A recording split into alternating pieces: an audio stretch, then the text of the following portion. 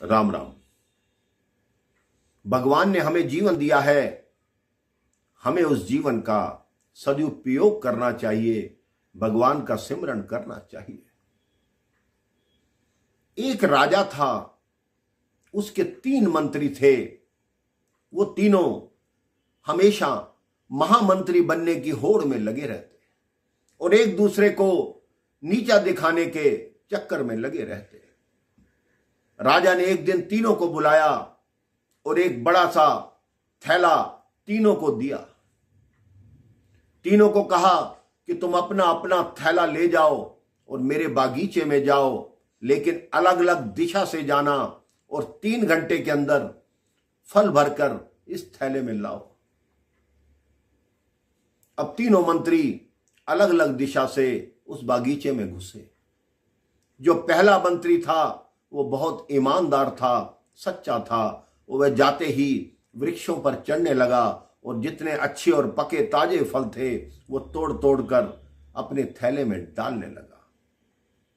जो दूसरा मंत्री था वो थोड़ा आलसी था। उसने सोचा, राजा ने 3 घंटे का समय दिया है, अभी तो बहुत समय है, थोड़ी देर विश्राम कर लेता हूं। वह एक वृक्ष की छाया में आराम से सो गया।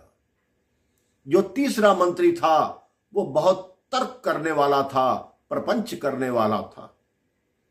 वह सीधा माली के पास पहुंचा, उससे बात करने लगा कि इस बागीचे में कितने वृक्ष हैं, उस पर कितने फल होते हैं, उससे राजा की कितना कोष आता है। उसने सारा समय बातों में ही व्यर्थ कर दिया। वो दूसरा मंत्री जो आलसी था, उसने देखा ये तो समय पूर्ण होने वाला है। वो उठा और उसने सोचा कि अब पेड़ के ऊपर चढ़ने का समय नहीं है। जितने फल नीचे गिरे हुए थे, कुछ साफ थे, कुछ खराब हो चुके थे, उसने अपने थैले में भर लिए। तीसरे मंत्री के पास उतना समय भी नहीं बचा। वो जल्दी से बाग के अंदर आया।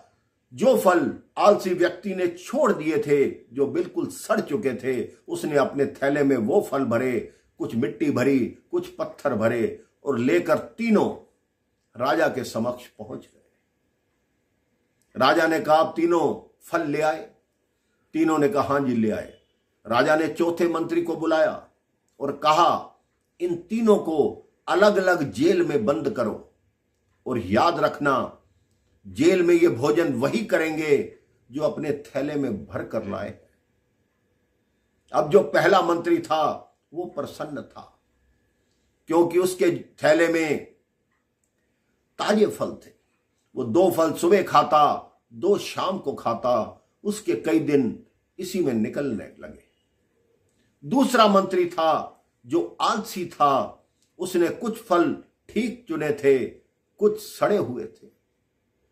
अब जो ठीक फल भी थे, जब सड़े हुए की संगत में आए तो वो भी खराब होना शुरू हो गए। 2-3 दिन उसका गुजारा चल गया, लेकिन उसके बाद वो बीमार पड़ गया। उसका पेट सड़े हुए फल खाकर खराब हो गया। तीसरा मंत्री जो बिल्कुल सड़े हुए फल लाया था और बाकी मिट्टी और पत्थर भर कर लाया था, उसने एक दिन उन सड़े हुए फलों से गुजारा किया। दूसरे दिन उसके पास खाने के लिए कुछ भी नहीं था। दूसरे दिन वो भूख से व्याकुल हो गया और आवाज लगाने लगा कि मैं भूख से मर जाऊंगा, मुझे कुछ खाने को दो, मुझे कुछ खाने को दो। आप ये सोचिए कि ये संसार एक बगीचा है। भगवान ने हमें 100 साल का थैला देकर भेजा है। अगर हम अच्छे कर्मों के फल उसमें भरेंगे तो आपका जीवन अच्छा होगा। अगर हम आलस्य करेंगे, प्रमाद करेंगे, तो आप कुछ टाइम सुखी रहेंगे, लेकिन उसके बाद दुख ही दुख है। लेकिन अगर आप तर्क और प्रपंच में पड़ेंगे, भगवान की तरफ ध्यान ही नहीं देंगे, तो आपका जीवन बीमारियों में ही जाएगा। आपके किए हुए पुण्य फल रूपी आपको फल देते हैं, हमेशा आपको सुखी रखते हैं। आपका कोई भी पुण्य व्यर्थ नहीं जाता। आपके किए हुए पाप आपको हमेशा दुख देते हैं, चाहे किसी को ज्ञात ना हो, कि आपने पाप किया है, लेकिन आपका मन सदैव जानता है कि आपने ये पाप किया है, आपने ये दुष्कर्म किया है।